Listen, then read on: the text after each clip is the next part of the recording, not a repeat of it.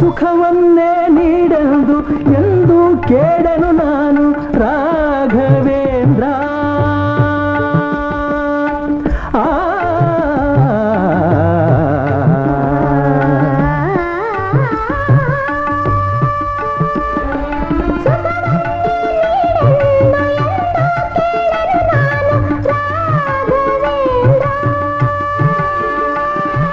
ಮುನ್ನ ಮಾಡಿದ ಪಾಪ ಯಾರ ತಾತನ ಗಂಟು,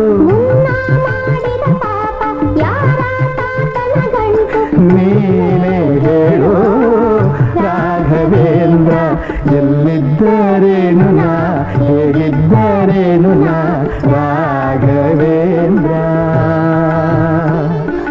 ನಿನ್ನಲ್ಲಿ ಶರಣಾಗಿ ನೀ ನನ್ನ ಉಸಿರಾಗಿ ಬಾಳಿದರೆ ಸಾಕು ರಾಘವೇಂದ್ರ.